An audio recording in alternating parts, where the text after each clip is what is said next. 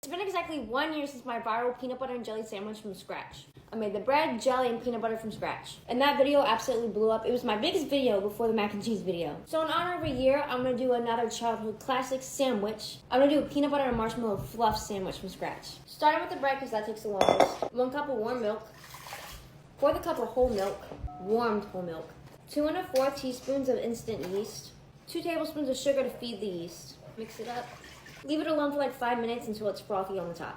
It's foamy and smells yeasty. 1/4 cup of softened butter. Now 3 1/3 cups of bread flour, but you're gonna add it at a cup at a time.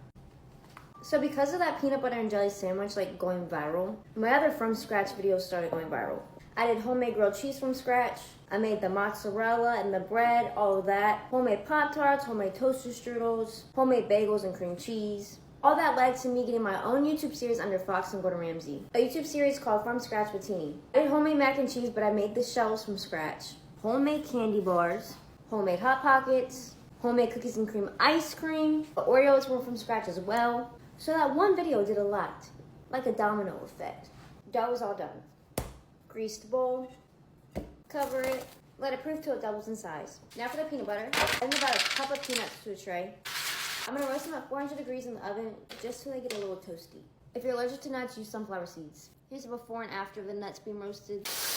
Pinch of salt, tablespoon of honey. This is the worst sound.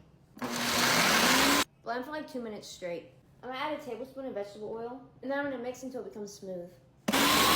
Peanut butter is done. Next is the marshmallow fluff. In a saucepan, 1/2 cup of sugar, 1/4 cup of water, 1/2 cup of honey or cornstarch, not cornstarch, corn syrup. Give it a mix. Before we put this on the stove, we're gonna get everything else ready. You're gonna take your mixing bowl, you're gonna wipe it down with vinegar or lemon juice. This is gonna get rid of all the impurities. You wanna do the same thing when you make caramel too.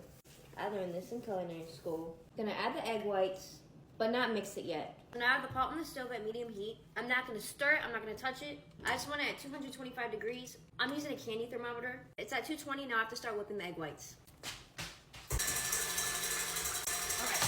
Now I'm looking for 240. It reached 240. Slowly drizzle it down the side. I'm not gonna pour it all in. Hot sugar right in your face. Now I'm gonna let this whip for about 7 minutes. It's done whipping, so now I'm just gonna add some vanilla paste. It's done. I made this before, but I get so excited still. Marshmallow fluff. That tastes so good. Now we just have to finish the bread. I did light punches this time.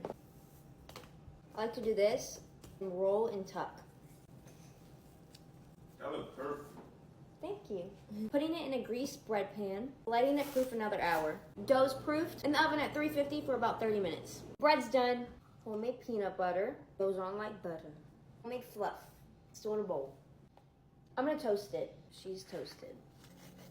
Ooh, I birthed this. Quick close up. Reminds me of the good old days. What do you? Okay. 10 out of 10.